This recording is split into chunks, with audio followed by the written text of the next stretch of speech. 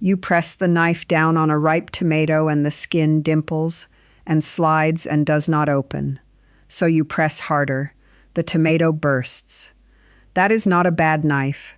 That is an edge thinner than a hair that has folded over to one side, like a wave that never breaks. And most people answer it by spending $12 on a pull-through sharpener 4 times a year, or $80 on a new block of knives every 3 years, forever. I answer it with a wet stone and 60 seconds. 60 strokes, counted out loud. That is the whole thing. You will not buy a gadget today. No jig, no angle guide, no clamp, no spray, no electric machine. A stone, a dish towel, a bowl of water, and a sheet of yesterday's newspaper. And a stone is not a gadget. It is the last one you will ever buy. My grandmother's outlived her. My name is Maya Sato. I am 58. I still cut with the one good knife my Oba-chan sharpened on a wet stone by the kitchen door in Nagano. One knife. 50 years of dinners. I have never owned a drawer of gadgets, and I never will. Here is the whole system. The soak. The angle you can set with 2 of your own fingers. The 60 strokes. The burr. The step nobody checks, and the only thing in this that tells you the truth. The deburr, on a folded newspaper. The way you hold the knife afterward so this lasts a month. And the word my grandmother used for it, which she also used for rice. Let me start with what almost everyone gets wrong, because if you miss this, none of the rest will hold. A dull knife is usually not worn away. It is folded over. The very edge of that steel is thinner than a hair, and after a week of cutting boards it rolls to one side. So it stops parting the tomato skin and starts pushing it. Sharpening is not scraping that fold. It is grinding 2 flat surfaces, one on each side, down until they meet again in a single line. That line is the edge. A stone does that. 2 little wheels cannot, and I will come back to those wheels. So, the first thing, the stone. In Japanese it is a toishi, a water stone. 1,000 grit is the number you want, and that one stone does 90% of the work in any kitchen. 400 grit is only for a chipped blade. 3,000 is a luxury. Put it in a bowl of water for 10 minutes, until the bubbles stop rising off it. When the bubbles stop, it has drunk what it needs. Newer splash-and-go stones only need the top wet, 10 seconds under the tap. Never oil. Oil seals a water stone, and a sealed stone stops cutting. Then wring out a dish towel and set the stone on it, short side toward your belly. That towel is the $14 non-slip mat. Second, the angle, and this is where people freeze.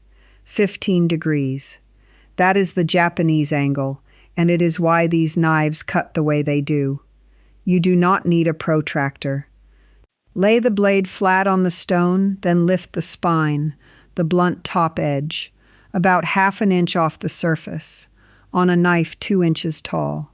On a small paring knife, 1.5 inches tall, lift it 3/8 of an inch. And if judging that in the air is hard, do what I do. Stack your index and middle fingers flat, one on top of the other, and slide them under the spine. That stack is 15 degrees, near enough, and near enough is what this is. Then take your fingers away and hold it. Hold it for the whole minute. A wandering angle is the only real mistake here. Third, the strokes. This is the minute. 3 sections of the blade, the heel, the middle, the tip. 10 strokes on each section. 10, 3 sections, 2 sides. 60, about a second each, and there is your minute. Push the blade away from you, edge first, sweeping it across the stone with about 2 pounds of pressure. That is the weight you use to spread cold butter, not to open a jar. 2 fingers of your free hand rest flat on the blade, right above the part touching the stone. Push with weight. Come back light. When you reach the tip, lift the handle a little so the curve of the edge stays flat against the stone. And count out loud. I still count out loud in Japanese, the way she did.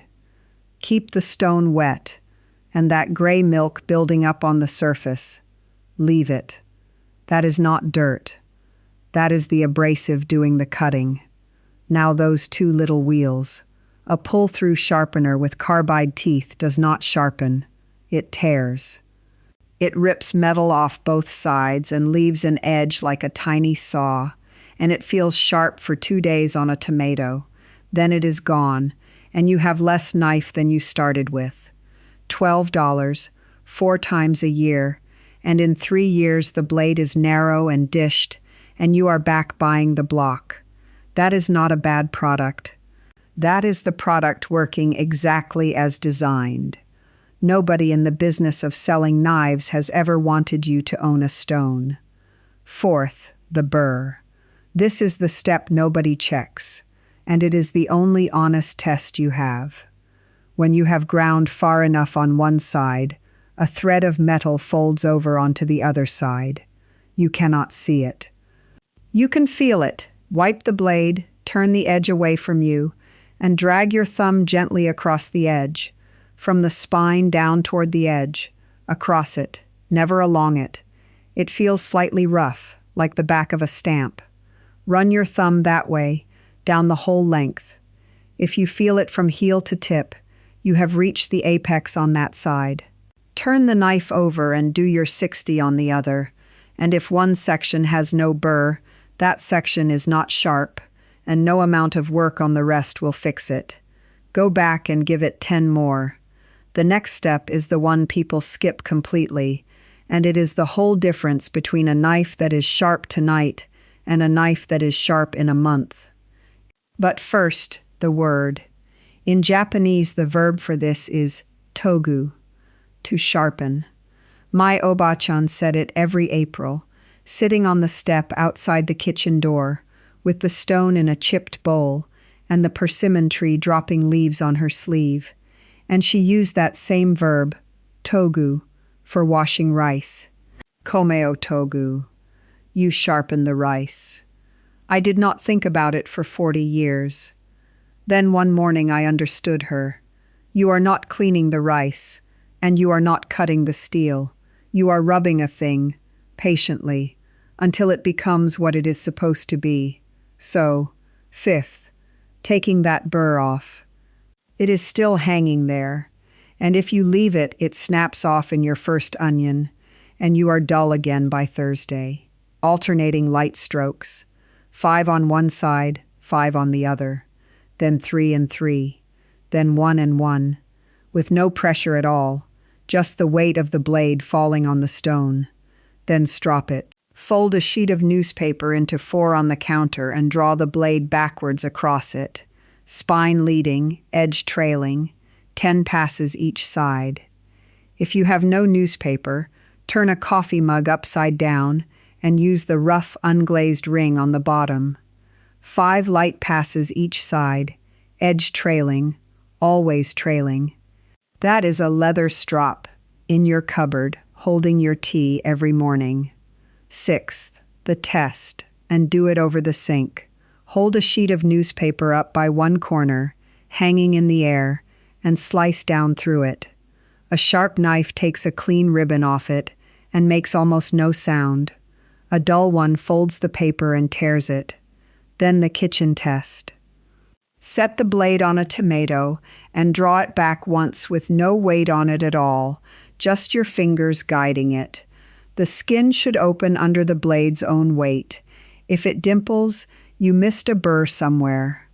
Seventh, keeping it, because this minute is worth nothing if the knife spends the night in a drawer, knocking against a peeler.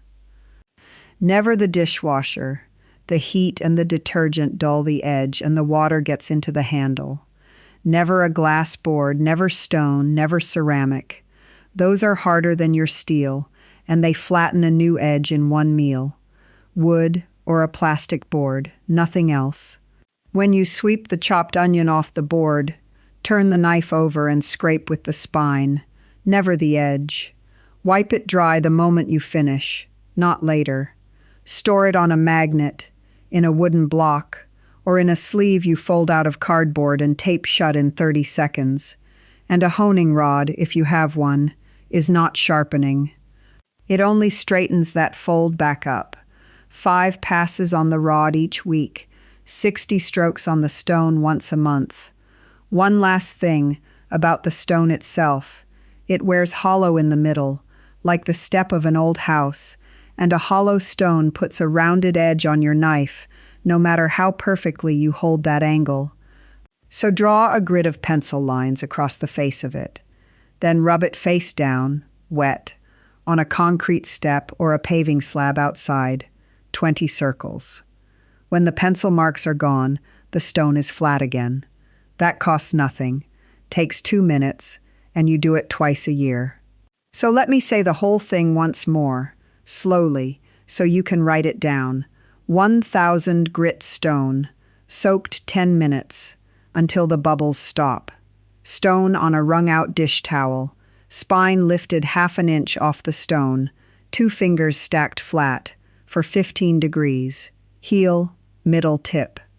10 strokes each, edge leading, 2 pounds of pressure going out, light coming back.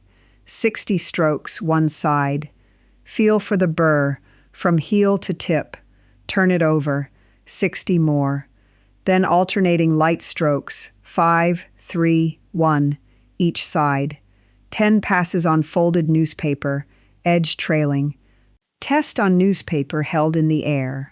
Rod 5 passes a week. Stone once a month. Flatten the stone twice a year. By tonight, the onion falls open under its own weight, and the tomato opens without a sound, and the $80 for a new set of knives stays in the grocery envelope where it belongs.